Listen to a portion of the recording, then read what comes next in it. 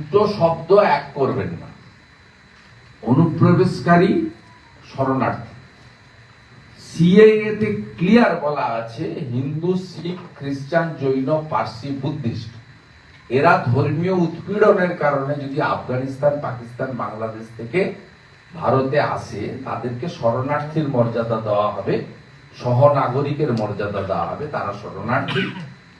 আর এর বাইরে যারা আছেন মানে খুব ক্লিয়ার বলা যেতে পারে বাংলাদেশি মুসলমান এবং রোহিঙ্গা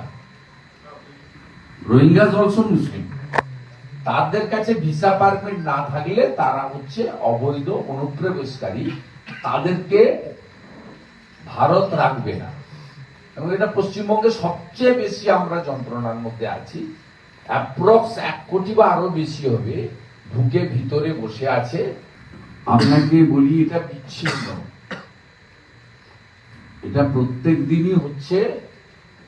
এর কারণ হচ্ছে 540 কিলোমিটার এলাকাতে আপনার ফেন্সিং এর জন্য জমি দেয়। অমিত শাহজি গত সেশনে, বাজেট সেশনে ক্লিয়ারলি বলেছিলেন, দুটো ওরা কোশ্চেন করেছিল। এবারে নিত্যানন্দ রায়, অনারেবল এমওএস হোম, রাজ্যসভাতে লিখিত উত্তর দিয়েছেন যে মোট 2200 কিলোমিটার বর্ডার এলাকা, মোট 4000 কিলোমিটার বর্ডার হচ্ছে বাংলাদেশের সঙ্গে।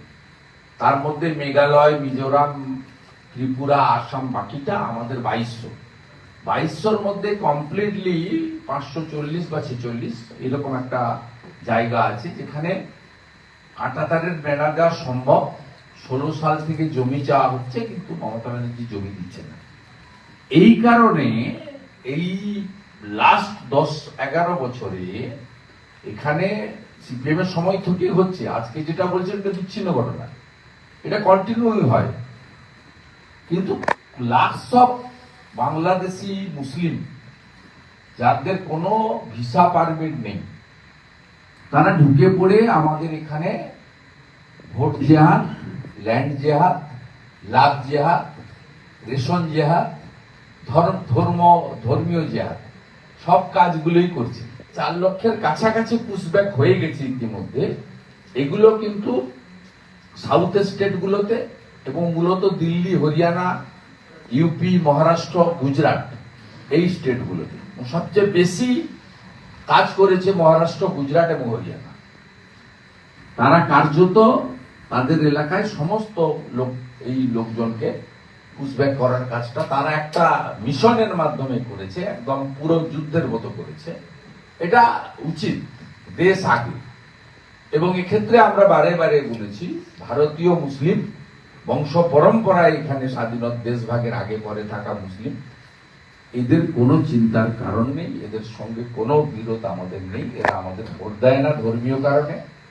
আমরা জয় শ্রীরাম বলি, আমাদের হিন্দুদের দল বলে, মোদীজি কিন্তু সব বেনিফিট সবাইকে দেয়, ওটা বলে আমার অধিকার, আর ভোটের সময় বলে বিজেপি মানে হিন্দুদের দল।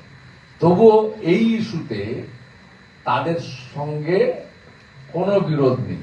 তারা এসআইআরেও এফেক্টেড হবেন না, বিহারে হননি। বিহার দেখিয়ে আমি বলছি, ওরা বিরোধিতা যা পারে করবে।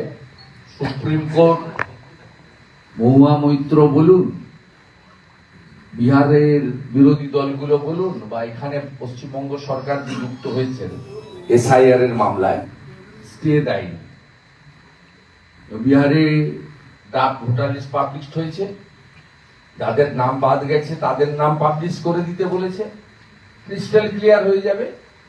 এবং আমি আপনাকে বলছি, ইলেকশন কমিশন ঠিক প্রপার টাইমে এসআইআর ঘোষণা করবেন, এবং নো এসআইআর নো ভোট, এটা আমাদের দাবি বা আবেদন। শিয়া বাটার ও ভিটামিন ই সমৃদ্ধ লিলি বিউটি সোপ, তারুণ্যময় উজ্জ্বল ত্বকের জন্য। রিমার্ক,